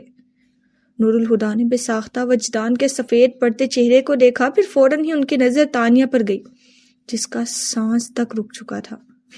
بابا جان نے اسی گونجدار آواز میں اپنا جملہ مکمل کرتے ہوئے کہا، اسی لیے دوبارہ مجھے سر کہنے کی جرت نہیں کرنا۔ وجدان نے بے اختیار شکر اختیار کیا کہ ان کی دعا قبول نہ ہوئی، ورنہ وہ شایان کے چہرے پر روشنی بکھیرتے لفظوں کو کیسے سن پاتے۔ تانیہ کا سانس بھی بحال ہو چکا تھا اور نور الہدیٰ کی جان میں بھی جان لوٹ آئی۔ شایان ان کی بات سن کر مسکراتا ہوا بولا، تو کیا میں آپ کو نانا جان کہوں؟ تم مجھے اس کے سوا اور کیا کہہ سکتے ہو؟ وہ پوچھ رہے تھے۔ شایان کندھے اچکا کر بولا، کچھ بھی نہیں۔ پھر کہا، کیا میں آپ کے گلے لگ سکتا ہوں؟ اور انہوں نے مسکرا کر شایان کو گلے لگا لیا۔ اس نے ملیحہ کو کوکھ سے جنم نہیں لیا تھا، پھر بھی بابا جان کو ایک پل کے لیے، صرف ایک پل کے لیے یوں لگا کہ انہوں نے ملیحہ کو گلے لگایا ہو۔ میرا بہت دل چاہتا تھا کہ آپ سے ملوں، مگر ڈر بھی لگتا کہیں آپ ملنے سے انکار نہ کر دیں نانا جان۔ آپ کا کبھی دل نہیں چاہا کہ آ کر مجھ سے ملتے؟ وہ ان سے لپٹا ہوا کہہ رہا تھا۔ بابا جان خفیف سے مسکراہٹ کے ساتھ اس سے الگ ہوتے ہوئے بولے، جو ہونا چاہیے تھا اور جو نہ ہوا اسے جانے دو، یوں بھی وقت گزر جانے کے بعد ان باتوں کا کوئی فائدہ نہیں۔ ٹھیک ہی کہہ رہے ہیں، ملال کرنے سے کب گزرا ہوا وقت واپس آ سکتا ہے؟ چلے چھوڑے ان باتوں کو، میں پہلی بار آپ سے مل رہا ہوں، اچھی اچھی باتیں کرتے ہیں، آئیے۔ انہیں لے کر صوفے کی طرف بڑھا۔ وجدان بھی انہونی کو ہوتا دیکھ کر حیرانی سے نور الہدیٰ کے ساتھ جا بیٹھا۔ دونوں کے بیچ کوئی بات نہیں ہوئی، مگر نظروں کا تبادلہ ہوا تھا۔ بیٹھنے کے بعد شایان بولا، میں جانتا ہوں نانا جان کہ آپ امی سے بہت ناراض ہیں، اسی لیے کبھی مجھ سے اور ابو سے نہیں ملے، لیکن اگر آج میں امی کی طرف سے آپ سے معافی مانگوں تو بھی کیا آپ کی ناراضی ختم نہ ہوگی؟ بابا جان ان کی بات سن کر بولے، میں ملیحہ سے ناراض نہیں، اور نہ ہی مجھے وجدان سے کوئی شکایت ہے۔ وجدان نے فوراً نظر اٹھا کر انہیں دیکھا، وہ بھی انہیں ہی دیکھ رہے تھے۔ وجدان کے دیکھنے پر نظر جھکاتے ہوئے بولے، مجھے نور الہدیٰ کو دیکھ کر رشک آتا ہے۔ یہ اپنی بیٹی سے اتنا قریب ہے کہ وہ اپنے دل کی ہر بات نور الہدیٰ سے بے جھجک کہہ دیتی ہے، اور نور الہدیٰ بھی اس کے دل کی بات سنتا ہے اور اس کی خوشی کی خاطر کسی بھی حد تک جا سکتا ہے۔ جیسے وجدان نے تمہاری خوشیوں کے آگے کوئی حد نہیں رکھی اور صرف تمہاری خاطر یہاں تک چلا آیا، یہ جانتے ہوئے بھی کہ اگر اظہر فاروقی نے نور الہدا سے باپ بننا نہ سیکھ لیا ہوتا تو آج وجدان مصطفیٰ قصر فاروقی میں اپنی زندگی کی آخری بازی بھی ہار جاتا۔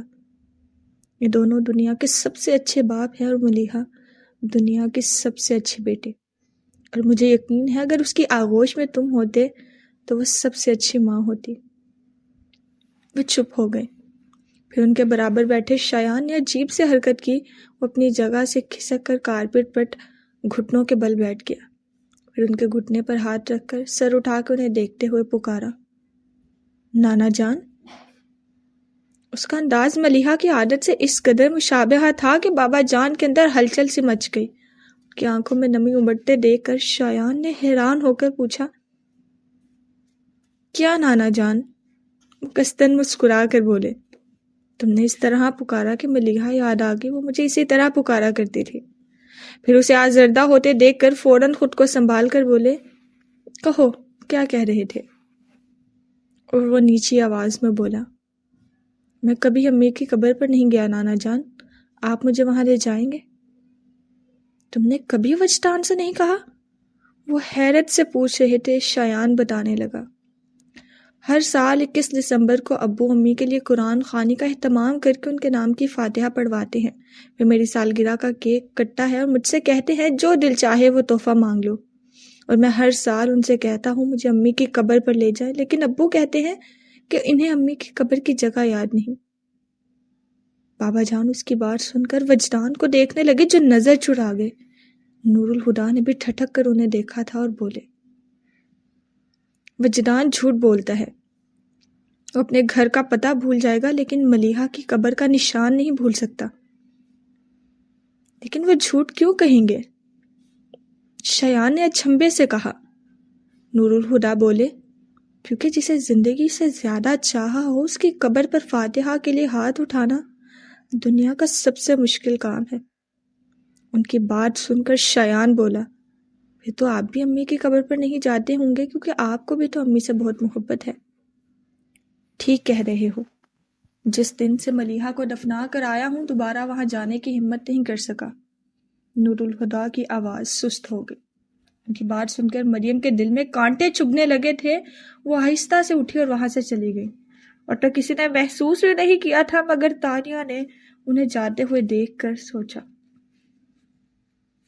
کچھ درد شاید ہمیشہ زندگی کے ساتھ رہیں گے۔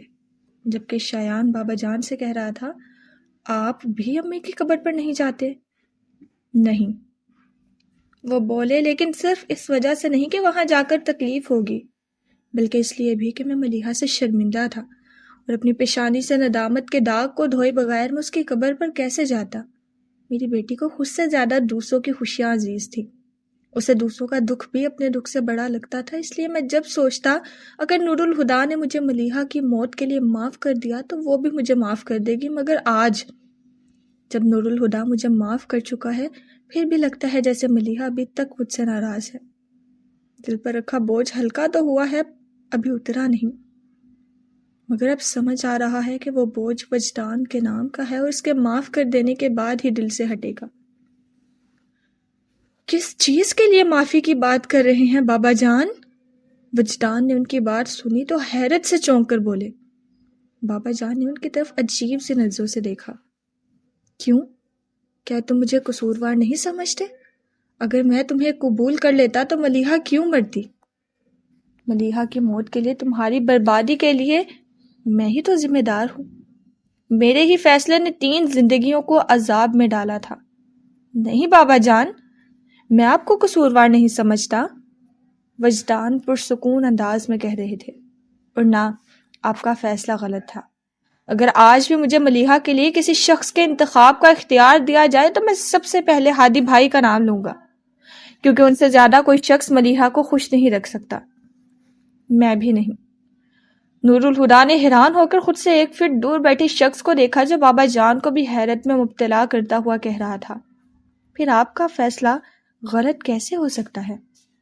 غلطی تو وقت میں تھی جو کسی کے اختیار میں نہیں، اور بابا جان آپ خود کو یا کسی دوسرے کو الزام دے کر کیا حاصل کریں گے؟ جو ہوا برا ہوا، نہیں ہونا چاہیے تھا، مگر مشیت ایزدی یہی تھی۔ ملیحہ اتنی ہی عمر لکھ کر لائی تھی جو انہوں نے گزار لی۔ 20 سال واقعی بہت کم ہے، مگر اب ان میں اضافہ ممکن نہیں، اور جس دن سے میں نے یہ جانا کہ ان کی موت نے مجھے جو سکھایا ان کی زندگی نہیں سکھا سکتی تھی، میرے دل سے ان کے جانے کا گلٹ مٹ گیا۔ بس افسوس ہی باقی ہے، اور جس دن جان گئی وہ بھی چلا جائے گا۔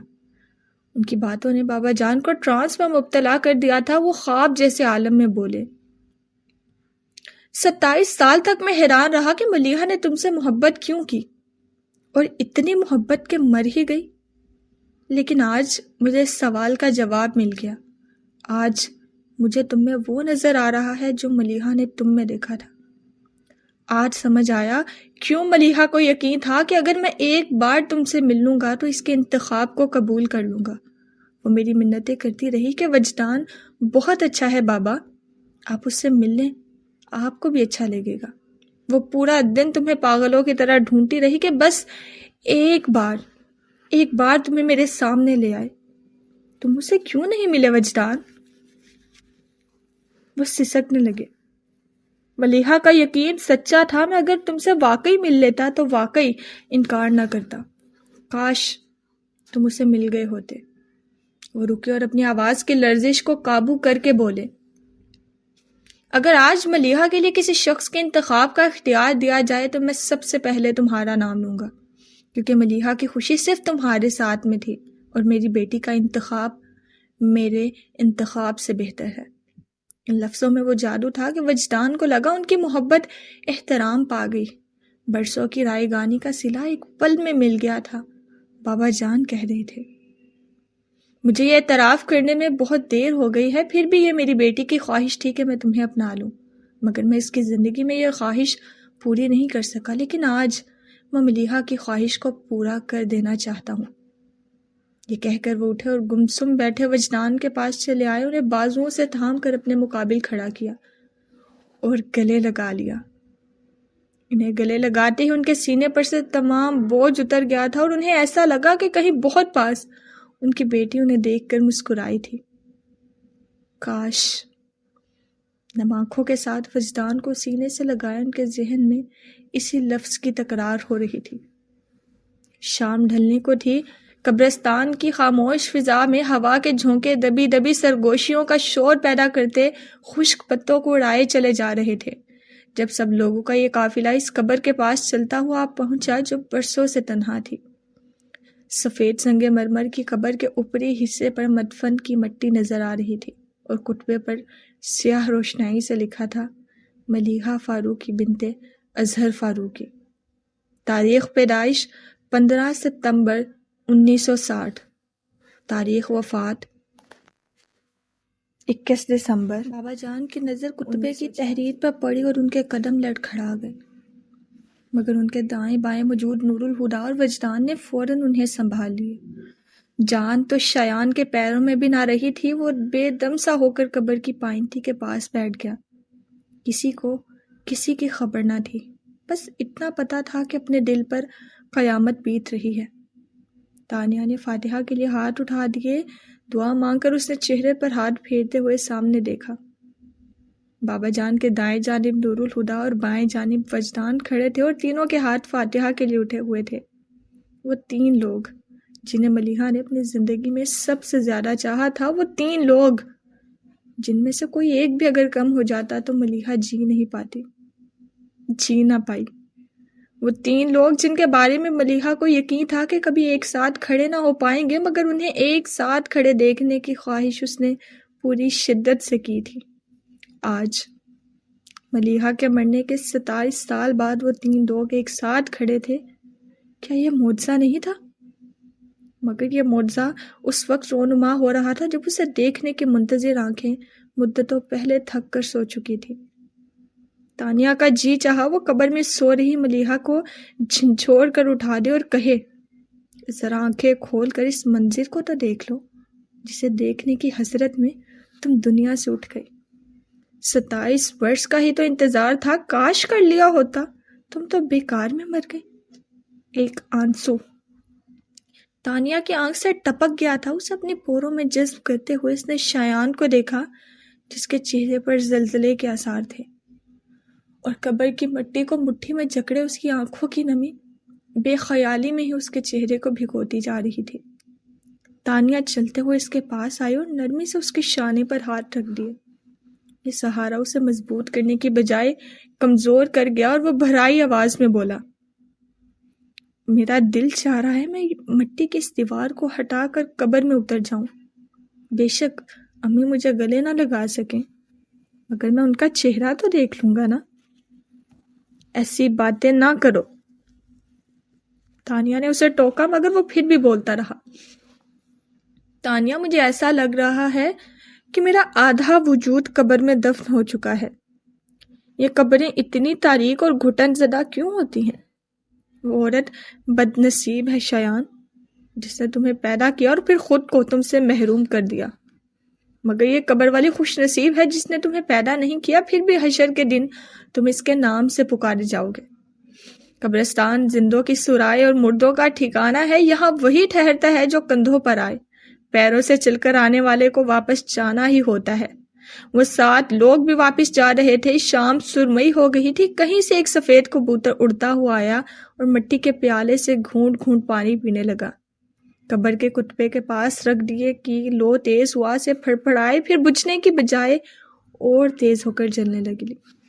پاگلوں کی طرح چلتی ہوئی ہوا، ایک دبی دبی سرگوشی، ایک تھکن بھری آواز اس ویرانے میں پھیل گئی۔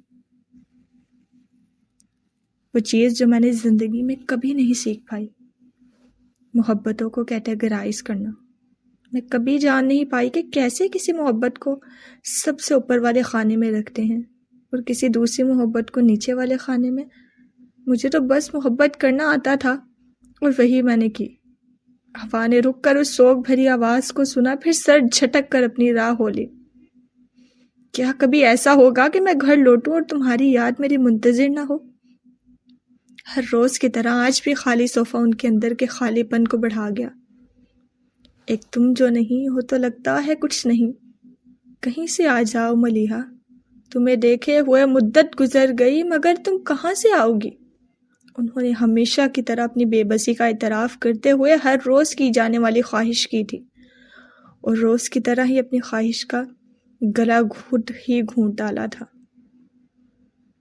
سنا تھا لوگ پیار میں مر جاتے ہیں، پر کبھی کسی کو مرتے نہیں دیکھا۔ تم مر گئی تو یقین آیا اور امید بھی بن گئی کہ ایک دن میں بھی تم سے محبت کرتے کرتے مر جاؤں گا، مگر تمہارے بغیر جینے کی ایسی عادت پڑ گئی ہے کہ موت نہیں آتی۔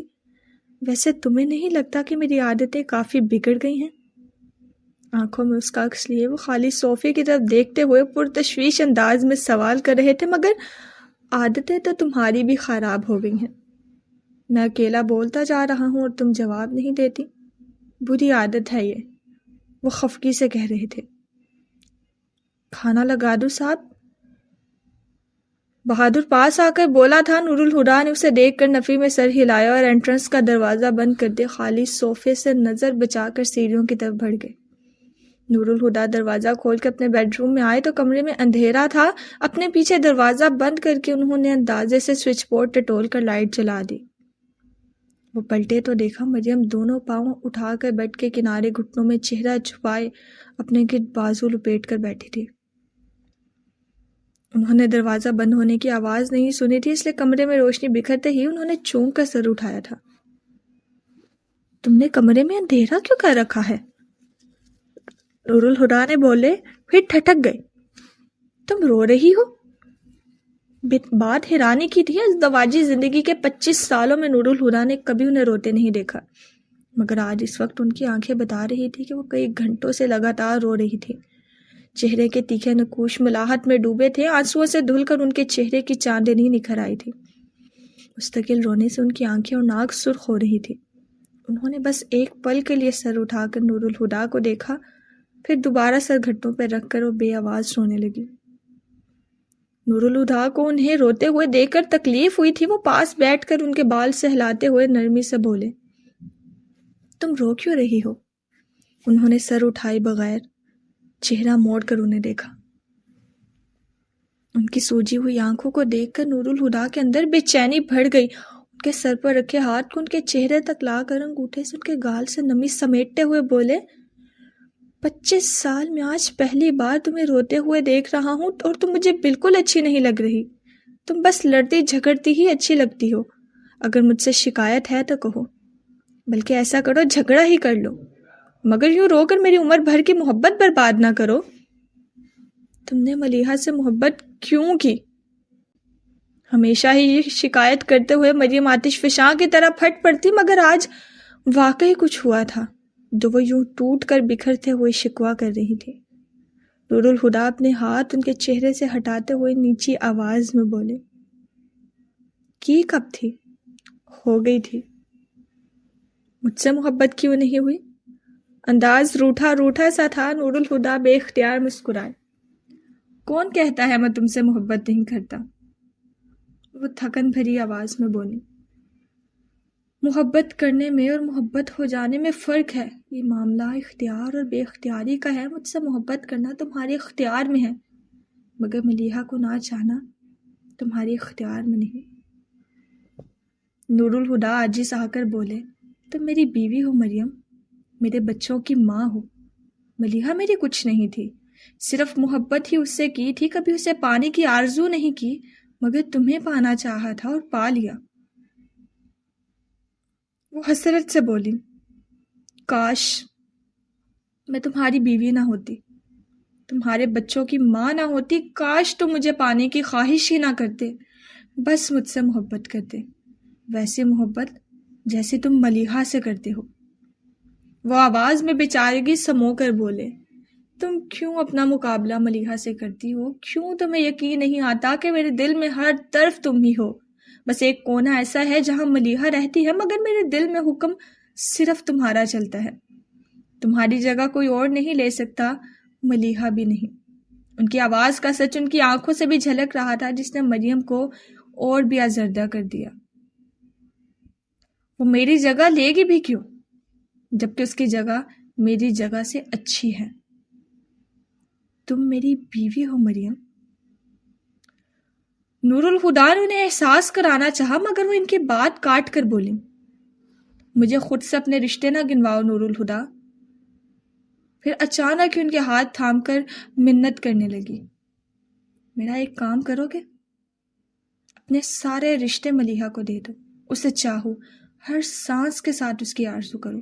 اپنے دل کی حکمرانی کا تاج میرے سر سے اتار کر ملیحہ کے سر پر رکھ دو، اور بدلے میں مجھے وہ کونا دے دو جو تم نے ملیحہ کے نام کر رکھا ہے. ان کا وہ جنون اور دیوانگی. نور الہدیٰ بوکھلا گئے. تمہیں کیا ہو گیا ہے مریم؟ مگر انہوں نے سنا ہی نہیں. وہ تڑپ تڑپ کر روتے ہوئے کہتی جا رہی تھی، مجھے تمہارا دل نہیں چاہیے، بس مجھے وہ کونا دے دو. تمہیں ملیحہ کی قسم مجھے وہی دامن کر دو. مجھے اپنے گھر سے، اپنی زندگی سے نکال دو، بس وہ کونا مجھے دے دو. مجھے تمہارا دل نہیں چاہیے، مجھے تمہارے دل کا وہ کونا چاہیے جہاں ملیحہ کے سوا کسی کی دسترس نہیں. ہوش میں آؤ مریم. نور الہدیٰ نے انہیں شانوں سے پکڑ کر جھنجھوڑ ڈالا تو وہ چپ ہو کر انہیں دیکھنے لگی. پھر اپنے شانوں سے ان کے ہاتھ ہٹا کر دور جا بیٹھی اور دکھ سے بولی، میں جانتی ہوں تم کبھی ایسا نہیں کرو گی. وہ کونا ہی تو تمہارے دل کی کائنات ہے. تم کیسے ملیحہ کو اپنی کائنات سے بے دخل کر سکتے ہو؟ نور الہدیٰ بہت پیار سے ان کا چہرہ اپنے ہاتھوں میں بھر کر بولے، میری کائنات تمہارے بغیر ادھوری ہے. اداس مسکراہٹ کے ساتھ بولی، تم خود ہی نہیں جانتے نور الہدیٰ کہ تم نے جو کونا ملیحہ کے نام کیا تھا وہ تمہارے دل کی چوکھٹ ہے جس پر پاؤں رکھنے کی مجھے اجازت نہیں. میں اندر کیسے آؤں؟ وہ روحان سی ہو گئی تو نور الہدیٰ مضبوط آواز میں بولے، تم میرے دل میں ہو مریم. میں نے تمہیں محسوس کیا ہے، تمہیں کیوں محسوس نہیں ہوتا؟ کاش تم نے مجھے اس طرح چاہا ہوتا جیسے ملیحہ کو چاہا ہے. حسرتیں ہیں کہ تمام نہیں ہوتی. نور الہدیٰ تھک کر بولے، یہ جھگڑا پھر کسی دن کر لینا، آج میں بہت اداس ہوں. آج ایسا کرو کہ میری اداسی سمیٹ لو. وہاں ملیحہ کے کمرے میں ہر چیز میری تکلیف کو بڑھاتی ہے، مگر تمہاری تکلیف نہ بڑھے اس لیے کبھی تمہارے پاس اپنے درد لے کر نہیں آیا. لیکن آج اکیلا نہیں رہ پاؤں گا. ملیحہ یاد آئے تو بکھرنا لازم ہے، لیکن آج مٹ جانے کا ڈر ہے. تم پاس ہوئی تو سنبھال لوگی. مجھے حیرت ہوتی ہے نور الہدا، ملیحہ کو مرے ہوئے 27 سال ہو گئے اور تم آج بھی اس سے محبت کرتے ہو۔ وہ سچ مچ حیران تھی۔ تمہاری حیرت میرا دکھ ہے مریم، میں جس سے محبت کرتا ہوں وہ لڑکی 27 سال پہلے مر چکی ہے۔ نور الہدا یہ کہہ کر رو پڑے۔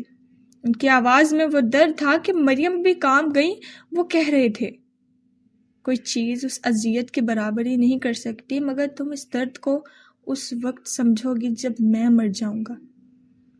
صرف یہ سن کر ہی مریم کی روح فنا ہو گئی۔ انہوں نے تڑپ کر اپنے ہاتھ نور الہدا کے ہونٹوں پر رکھ دیا اور وہ ان کا ہاتھ اپنے ہونٹوں سے ہٹا کر مریم کی گود میں سر رکھ کر لیٹ گئے۔ مریم ساکت نگاہوں سے انہیں دیکھ رہی تھی۔ مریم کا ہاتھ نور الہدا کے سینے پر ان کے ہاتھ کے نیچے دبا تھا اور ان کی بند آنکھوں کے کونوں سے گرم سیال بہہ کر مریم کے کپڑوں میں جذب ہو رہا تھا۔ آج انہیں ملیحہ کو یاد کرتے دیکھ کر ملیحہ کو اعتراض نہ ہوا، کیونکہ آج وہ صرف ان کے دکھ کو محسوس کر رہی تھی۔ ان کا دل گداز ہونے لگا۔ وہ انہیں پرسکون کرنے کے لیے دھیرے دھیرے ان کے بالوں میں انگلیاں چلانے لگی، اور نور الہدا نے 27 سال بعد اپنی رگوں میں سکون اترتا محسوس کیا تھا۔ ہم بہت اچھی زندگی گزار سکتے تھے مریم، نور الہدا نے بند آنکھوں سے کہا، اور ان کی آواز میں وہ افسوس تھا کہ ان کے بالوں میں گردش کرتا مریم کا ہاتھ لرز گیا۔ لان میں دھوپ کھلی ہوئی تھی، مگر ہلکی ہلکی خنکی میں یہ دھوپ خوشگوار لگ رہی تھی۔ روڈ کی ڈبل سیٹر چیئر پر تانیہ وجدان کے بازو سے لگی بیٹھی تھی۔ وجدان کے ہاتھ میں اخبار تھا اور تانیہ خبروں پر بے تکے تبصرے کرتے مستقل انہیں ہنسا رہی تھی کہ شایان نے ٹیرس پر آ کر اسے آواز دی، مگر وہ اتنی مگن تھی کہ سنا ہی نہیں۔ وجدان نے اخبار رول کر کے اس کے سر پر ہلکے سے مارا، پھر ٹیرس کی طرف اشارہ کر کے بولے، شوہر کی تو سن لو۔ تانیہ نے ٹیرس کی طرف دیکھا تو شایان وہیں سے آواز لگائی، میری یونیفارم کے بیجز نہیں مل رہے، آ کر دیکھو۔ آتی ہوں، تانیہ نے اونچی آواز میں کہا تو وہ اندر پلٹ گئے۔ تانیہ جھنجھلا کر بڑبڑائی، اچھی مصیبت ہے، چھٹی کے دن بھی یہ آدمی مجھے چین نہیں لینے دیتا، جب دیکھو تانیہ تانیہ کی آوازیں لگاتا ہے۔ اس بیزاری میں جو ناز چھپا تھا وجدان اسے محسوس کر کے مسکرائے تو وہ ان پر چڑھ دوڑی۔ یہ غلط بات ہے ابو، آپ کا بیٹا مجھے پریشان کرتا ہے تو آپ اسے ڈانٹنے کی بجائے ہنستے ہیں۔ میں نے کیا کیا ہے؟ ساری غلطی ہی آپ کی ہے، لاڈ پیار کر کے صاحبزادے کا دماغ خراب کر دیا، اوپر سے دادا جان نے اسے سر پر چڑھا رکھا ہے، مگر آپ لوگوں کا کیا بھگتنا تو مجھے ہے۔ یار میرے بیجز نہیں مل رہے، کب سے ڈھونڈ رہا ہوں۔ شایان اسے دیکھتے ہی دہائی دی، ایک نظر اس پر ڈال کر ڈریسنگ ٹیبل کے پاس آئی اور ڈراز کھینچ کر باہر نکال لیا۔ شایان نے آگے ہو کر دیکھا، اس میں اس کے سارے بیجز موجود تھے، بس یہیں پر نہیں دیکھا۔ وہ گدی سے ہلانے لگا۔ تانیہ نے اسے تیکھی نظروں سے دیکھا۔ صاف کیوں نہیں کہتے میں پاس نہ دکھوں تو چین نہیں پڑتا؟ جب جانتی ہو تو خود ہی میرے پاس آ جایا کرو۔ اس کی ڈھٹائی پر تانیہ گھور کر بولی، شرم تو نہیں آتی اس حالت میں مجھ سے اوپر نیچے کے چکر لگواتے ہو؟ کس حالت میں؟ اس نے محظوظ ہو کر پوچھا۔ تانیہ بری طرح شرما گئی اور چھینپ مٹانے کو بولی، اچھا زیادہ باتیں نہ بناؤ، جاؤ جا کر تیار ہو، میں ناشتے کا کہتی ہوں۔ ارے بھائی ناشتے کا ٹائم نہیں، ڈی آئی جی آپریشن نے فوراً میٹنگ کے لیے بلایا ہے۔ وہ یونیفارم اٹھا کر اجلت میں باتھ روم کی طرف بڑھا تو تانیہ بولی، اتنی جلدی ہوتی ہے تو وقت پر کیوں نہیں اٹھتے؟ فجر کی نماز بھی بند آنکھوں سے پڑھتے ہو، دیر تک سونے کی عادت تو نہ ابو میں ہے اور نہ امی میں تھی، پتہ نہیں تم میں کہاں سے آ گئی؟ وہ جاتے جاتے رک کر بولا، تمہیں امی کی عادتوں کا کیسے پتا؟ ان کے بارے میں تم سے زیادہ جانتی ہوں۔ وہ اٹھلائی، کیا جانتی ہو؟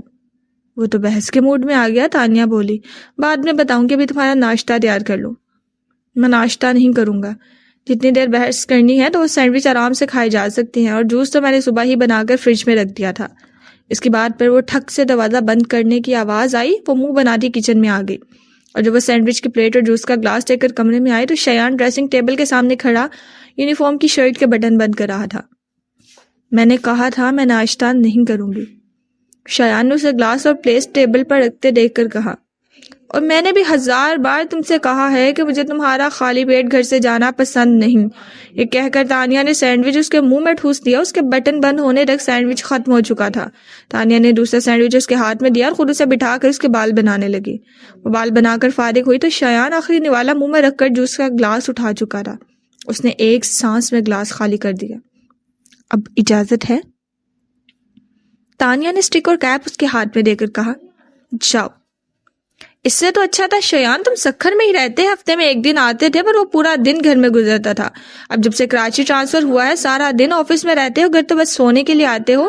مجھے کمپنی دینے کے لیے تمہارے پاس ذرا وقت نہیں ہے۔ کیا کریں جانے من، نوکری ہی ایسی ہے۔ وہ جیپ کا دروازہ کھول کر اس کی طرف مڑتا ترنگ میں بولا، بدتمیز۔ تانیہ نے گھورا، وہ ہنسا، پھر نرمی سے بولا، بس 3-4 مہینے اور انتظار، پھر تمہیں کمپنی دینے والا آ جائے گا۔ اس سرخ چہرے کے ساتھ بولی، وہ تم تو نہیں ہوگے۔ اس مسئلے کا تو کوئی حل نہیں، اس نے بیچارگی سے کندھے اچکا کر کہا، پھر لان چیئرز کی طرف منہ کر کے زور سے کہا، اللہ حافظ ابو، اللہ حافظ۔ انہوں نے وہیں سے انہیں دیکھتے ہوئے جواب دیا۔ پولیس جیپ پورٹ سے نکل گئی تو تانیہ وجدان کے پاس چلی آئی۔